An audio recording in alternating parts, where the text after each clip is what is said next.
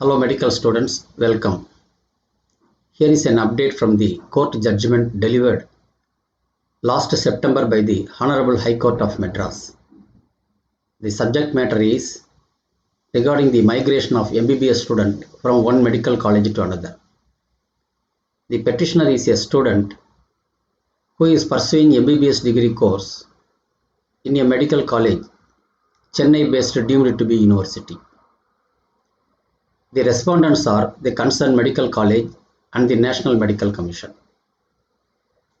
This is the information and we will proceed on to the video now. A candidate who has qualified in the NEET examination 2021 got a seat in Mbbs degree course in a Chennai based deemed to be university. She cleared all her first year Mbbs faced subjects. Unfortunately, her father, who is the sole breadwinner of the family, died in May 21. Finding that she and her mother were under extreme, severe emotional stress, they need the company of each other, and therefore the candidate made a representation to the institution to issue a no objection certificate so that she can try for migration to some other medical college in Bangalore. There was no response from the institution side. Later, another representation was made through her mother to the institution. This time the institution orally informed that unless the entire fee for the remaining period of study is paid, the NOC will not be considered for issuance by the institution. Therefore, the mother of the petitioner sent a communication to the National Medical Commission, who is the second respondent in this case. The NMC has also forwarded the representation to the medical institution for their comments. Despite several reminders, there was no response from the institution side. This prompted her to approach the court of law for a decision. This is the core subject of the case matter.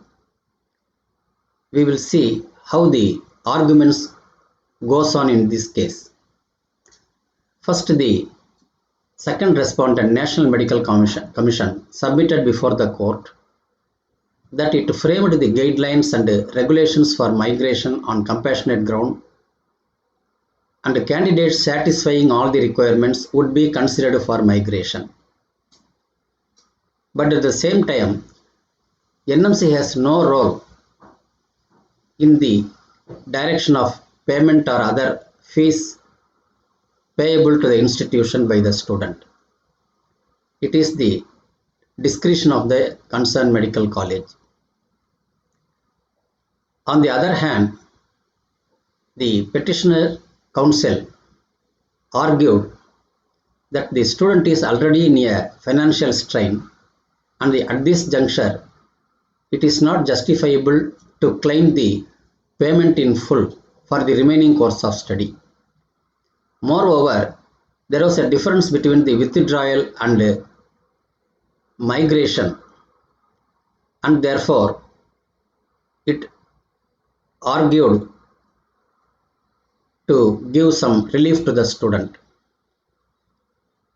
On the part of the respondent number 1, which is the medical college, it argued that already it has issued the prospectus which is governing the contract between the student and the college.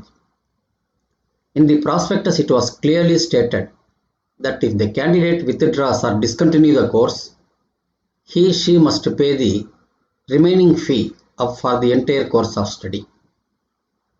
Therefore, it is not feasible on their part to give the NOC without payment. This is the course of argument by this petitioner and the respondents. And finally, after hearing all the arguments, the court finally ordered to issue the NOC and the full text of the course direction is presented to you for information. Let me see one by one by the petitioners, respondents and the court. The petitioner, on being successful in NEET examination held in the year 2021, joined first year MBBS in the college. She has also cleared her first professional MBBS examinations. Unfortunately, the petitioner's father, who was a sole breadwinner of the family, died on May 21. Finding that she and her mother were under severe emotional stress and they required the company of each other, the petitioner made a representation to the college for a no objection certificate for migration transfer on compassionate ground to a college in Bangalore. It is the further case of the petitioner that it would be financially difficult her to sustain herself at Chennai. There was no response from the respondent college. After completion of the first year MBBS course, the petitioner again made a representation through her mother seeking NOC on compassionate ground. The petitioner was orally informed that NOC would be issued subject to payment of entire course fee for the MBBS course. Upon such a response, the petitioner's mother on February 22 addressed the second respondent seeking its intervention in the matter. The second respondent sought for the comments of the respondent college on the request of the petitioner. 2 reminders were sent. Since there was no response despite reminders, the petitioner has come up with the above writ petition seeking a writ of mandamus. The petitioner would also claim that there is extreme urgency since the regulations do not permit migration after the commencement of the classes of clinical subject. This is the petitioner's statement. Then coming to the submission of National Medical Commission. The Learned Counsel for the second respondent submit that though migration is permissible under its regulation, NMC does not play any role in either fixation or payment of the fee. It is left to the discretion of the individual college. NMC would further submit that the payment of fee is internal matter between the college and the petitioner, and the same would depend upon the regulations of the institution. The Graduate Medical Education Regulation 97 only lays down the broad procedure for migration, and the NMC cannot interfere with the criteria fixed by any institution or university, particularly with reference to fees. This is the submission of the second respondent, namely the National Medical Commission. Then coming to the college counter. The first respondent filed a counter. It would contend that the regulation itself permit the state university institution to frame appropriate guidelines for grant of NOC. Therefore, according to the respondent institution, its prospectus very clearly states that a student can withdraw from the course only on payment of the entire fees for the course duration. Reliance places on the MBBS admission guidelines issued by the first respondent to justify the demand for fee.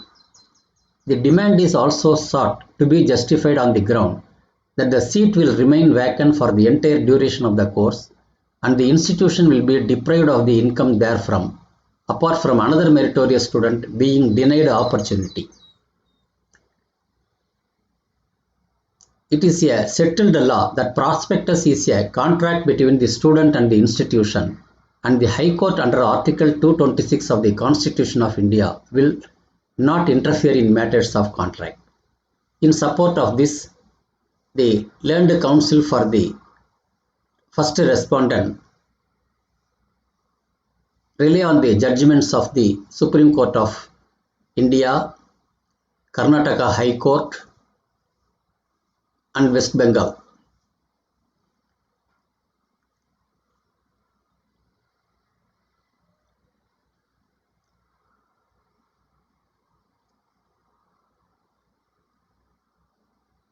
Now we will look into the petitioner's argument. Learned counsel appearing for the petitioner would vehemently contend that the claim made by the respondent is unjust when the regulations of NMC provide for migration strictly on compassionate ground. The same compassion must be expanded by the institution also. He would point out that the migration is not withdrawal, and therefore the claim of the respondent institution that the student who migrates withdraw from the course is incorrect. Drawing support from the averments in the affidavit of the petitioner, which are largely uncontroverted, the learned counsel would contend that it is because of the unfortunate incident the family has been plunged into financial crisis. Therefore, all concerned should come forward to lend a helping hand to the petitioner, and there should be no attempt to penalize the petitioner who is already facing severe financial and mental stress. The learned counsel place reliance on judgments of Calcutta High Court and West Bengal High Court, and similarly the Punjab and Haryana High Court.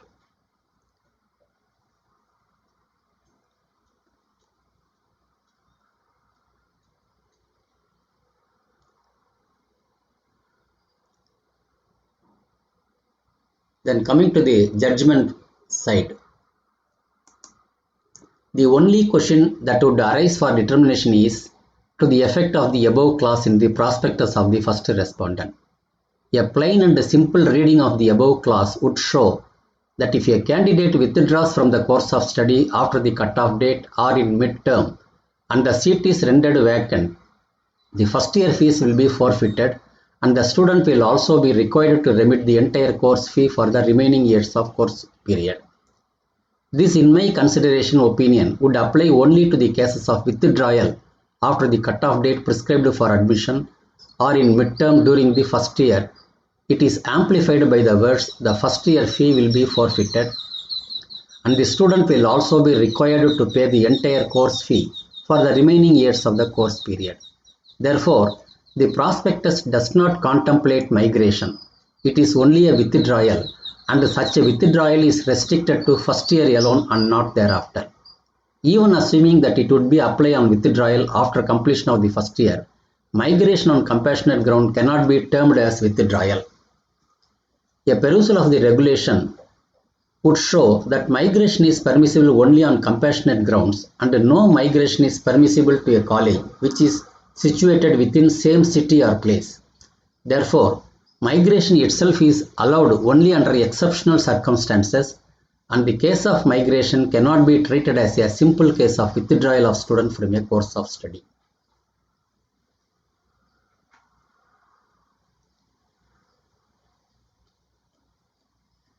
Then coming to the next point, after considering the effect of the clause in the bond, which is akin to the clause in prospectus in the case on hand, the Calcutta High Court has concluded that migration and withdrawal are two different concepts, and a student who migrates on a compassionate ground cannot be treated as a student who deserts or withdraws from the course. While doing so, it was held that the rights and obligations of a student seeking migration will have to be adjudged on the basis of regulation. The Punjab and Haryana High Court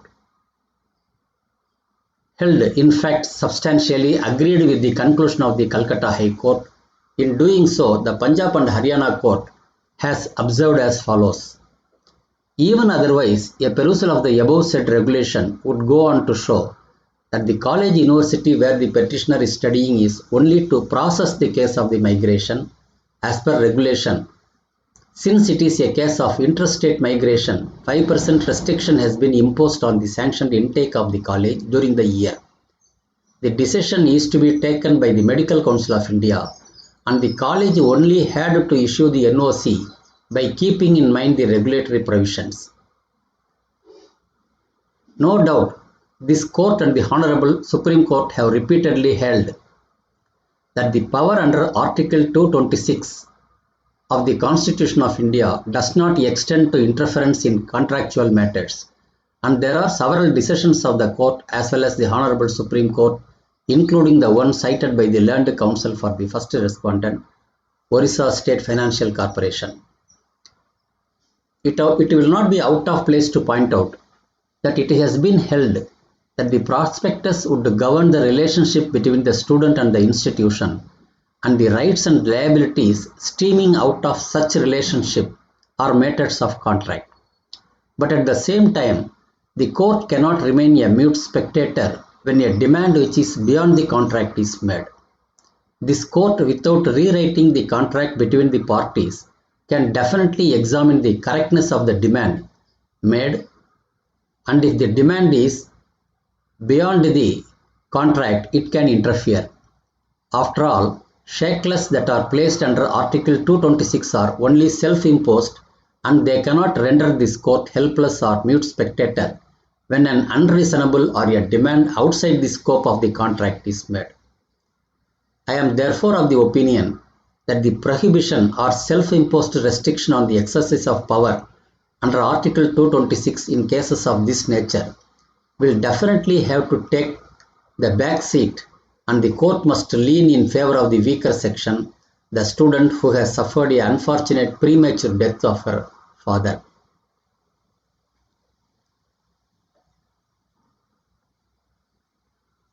Then coming to the final concluding part of the judgment.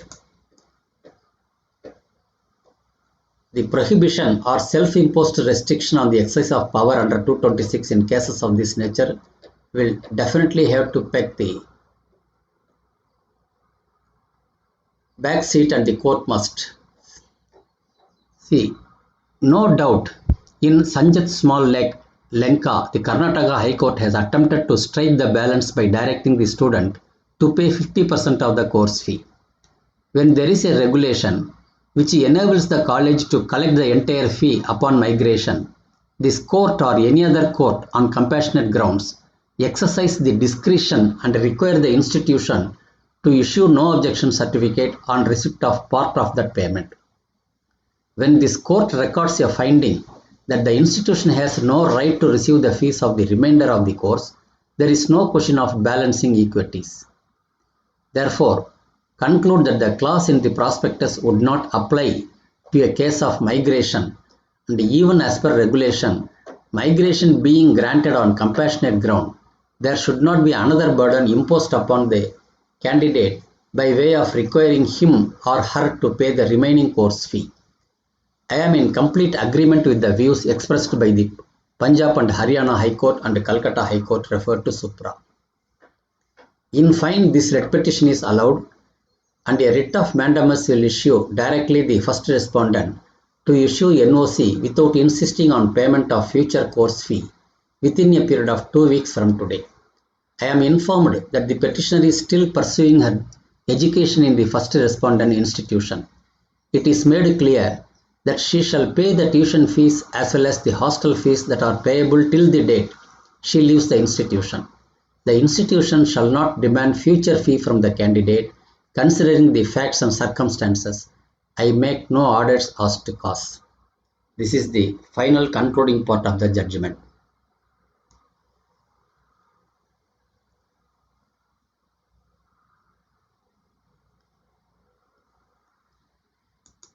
Thanks for watching. For updates, subscribe to my YouTube channel.